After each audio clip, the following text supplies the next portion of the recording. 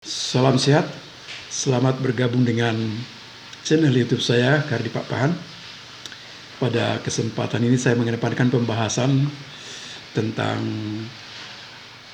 menyoal adanya transaksi keuangan pada rekening tabungan almarhum Joshua Huta Barat. Sebagaimana telah diketahui, setelah peristiwa meninggalnya Joshua Huta Barat diumumkan oleh Polri atau Kepolisian Negara Republik Indonesia pada tanggal 11 Juli 2022, banyak sudah informasi yang mengalir ke media massa, baik di media massa cetak maupun elektronik. Salah satu simpul informasi tersebut adalah adanya transaksi keuangan pada rekening tabungan Joshua Huta Barat pada tanggal 11 Juli 2022 yang terasa ganjil atau aneh. Kenapa dikatakan demikian? Karena seperti pemberitaan di media massa, Joshua Huta Barat itu meninggal karena terbunuh tanggal 8 Juli 2022. Tapi sesuai dengan informasi yang mengemuka di media massa, terutama seperti yang dikedepankan oleh kuasa hukum dari keluarga Joshua Huta Barat, yaitu dengan Bapak Kamarudin Simanjuntak, ada dugaan transaksi keuangan berupa pemindahan dana atau transfer dari rekening Joshua Huta Barat ke salah satu rekening tersangka pembunuh Joshua Huta Barat.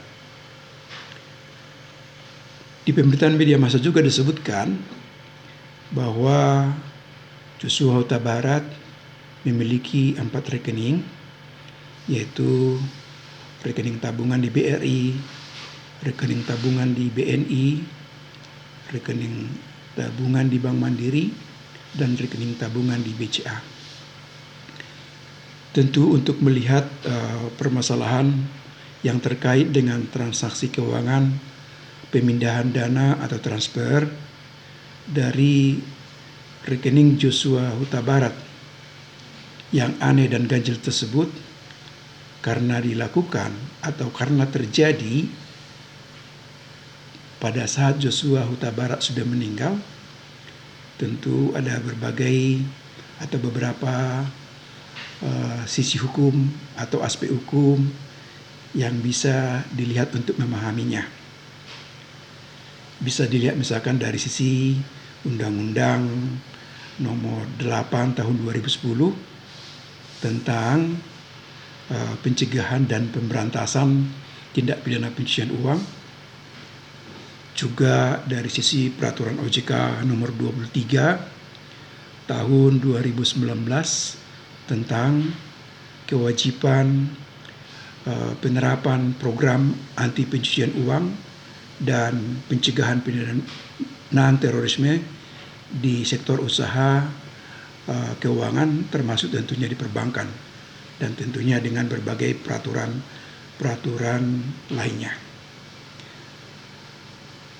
Kalau dilihat dari modus atau model transaksi keuangan yang dilakukan pada rekening tabungan Joshua pada tanggal 11 Juli 2022, maka dapat dikatakan untuk dapat melihat itu apakah wajar atau tidak wajar atau mencurigakan, bisa dilihat pada ketentuan pasal 1 angka 5 Undang-Undang Nomor 8 2010. Di sana dijelaskan ada 4 kategori transaksi keuangan mencurigakan. Salah satu adalah transaksi keuangan yang tidak sesuai dengan profil, tidak sesuai dengan karakteristik, tidak sesuai dengan kebiasaan dari pengguna jasa keuangan atau nasabah. Sedangkan yang kedua adalah bahwa transaksi keuangan yang mencurigakan adalah transaksi keuangan yang diduga dilakukan oleh pengguna jasa atau nasabah yang bertujuan untuk menghindari laporan. Ya, misalkan bisa dengan menggunakan beberapa rekening di perbankan, atau bisa juga dengan menggunakan beberapa produk perbankan, atau bisa juga menggunakan banyak orang untuk melakukan transaksi keuangan, atau bisa juga menggunakan rekening pihak ketiga. Sedangkan kriteria transaksi keuangan yang mencurigakan yang ketiga adalah transaksi keuangan yang dilaksanakan atau gagal dilaksanakan oleh pengguna jasa keuangan atau nasabah yang diduga sumber uangnya lah dari kejahatan. Sedangkan kriteria nomor 4 adalah transaksi keuangan yang diminta oleh PPATK kepada pelapor atau kepada bank untuk menempatkan atau membuat dalam laporan transaksi keuangan mencurigakan sesuatu transaksi keuangan yang dilakukan oleh seseorang yang ada di perbankan. Jadi itu 4 kriteria dari transaksi keuangan mencurigakan. Tentu dengan meninggalnya seseorang berdasarkan pasal 830 Kitab Undang-Undang Hukum Perdata, maka otomatis hak dan kewajibannya atau asetnya atau neraca yang dia miliki tentu akan beralih kepada ahli warisnya. Dalam konteks Joshua Huta Barat tentu beralih kepada ayah dan ibunya. Kalaupun misalkan sebelum meninggal Joshua Huta Barat sempat diberikan surat kuasa, tentu surat kuasa tersebut misalnya untuk memindahkan dana atau mentransfer dari rekening tabungannya tidak berlaku lagi, karena ada batasannya di pasal 1813 KUH Perdata yang menyatakan bahwa surat kuasa itu berakhir dengan meninggalnya si pemberi kuasa. Tentu kalaupun Joshua Huta Barat pernah misalkan memberi kuasa untuk melakukan transaksi keuangan perbankan seperti melakukan transfer atau pemindahan dana dari rekeningnya, tentu dengan meninggalnya Joshua Huta Barat secara hukum berdasarkan pasal 1813 Kitab Undang-Undang Hukum Perdata itu tidak berlaku lagi. Tentu ya kemungkinan media yang digunakan untuk bertransaksi pada transaksi keuangan tabungan Joshua Huta Barat pada tanggal 11 Juli 2022 adalah dengan menggunakan produk elektronik, bisa melalui ATM misalkan, bisa melalui transfer edisi misalkan, bisa melalui transfer via internet banking misalkan, atau bisa juga melalui mobile banking ataupun banking. Tentu yang terkait dengan produk elektronik ini ada juga batasannya. Batasannya antara lain hanya mereka yang punya personal identification number atau PIN atau nomor rahasia yang khusus diberikan kepada nasabah atau pengguna jasa yang bisa melakukan transaksi elektronik. Karena akses internet, akses elektronik perbankan yang sengaja dilakukan misalkan dan tanpa hak atau melawan hukum, ya sesuai dengan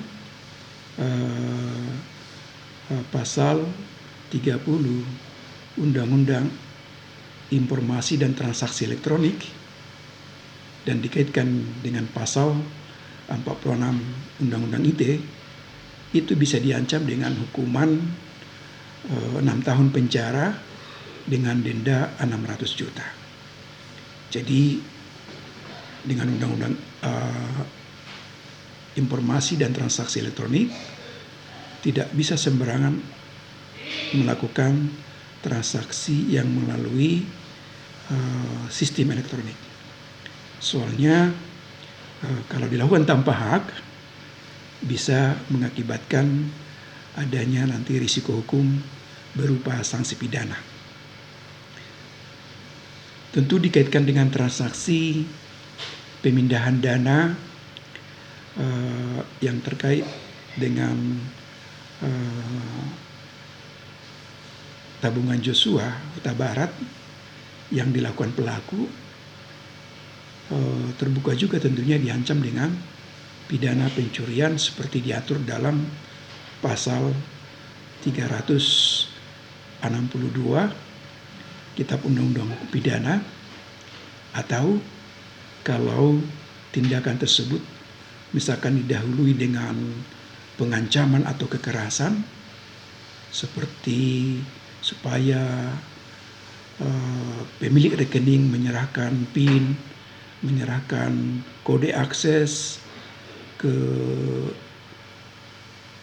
tabungan atau ke sistem elektronis dari si pemilik tabungan menyimpan dana, maka itu juga bisa diancam dengan pidana seperti yang diatur di dalam pasal 365 Kitab Hukum Pidana, yaitu kategori pencurian dengan pemberatan, tentunya dengan ancaman sanksi pidana yang lebih berat. Nah, bagaimana perbankan menyikapi transaksi ini?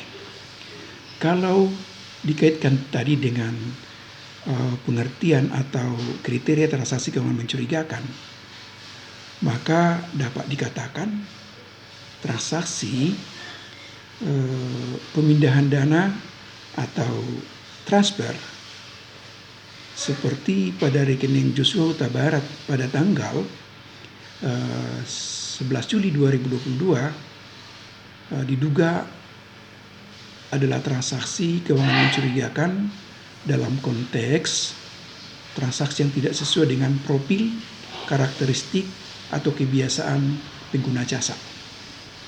Ya, karena karakteristik transaksi dari pemindahan dana atau transfer yang biasa adalah oleh nasabahnya atau kuasanya. Nah, sedangkan yang ketiga adalah kalau memang dugaan transaksi keuangan pada tanggal 11 Juli 2022 pada rekening tabungan Joshua Huta Barat dilakukan dengan sengaja dan tidak ada dasar hak atau melakukan sebuah perbuatan melawan hukum, maka hal tersebut ya berarti sumber dana yang digunakan pada transaksi adalah karena adanya bersumber dari adanya sebuah tindak pidana. Bisa misalkan pencurian, bisa misalkan dengan pidana pada pasal 30 junto pasal 46 46 ayat 1 Undang-Undang ITE, ya kan?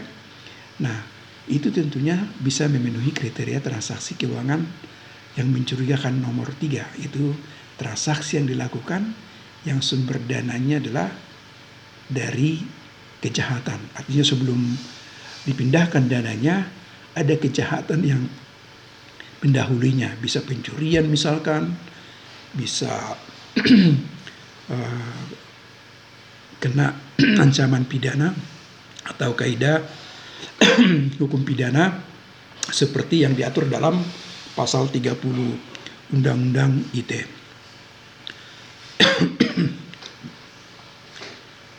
Terkait dengan hal tersebut,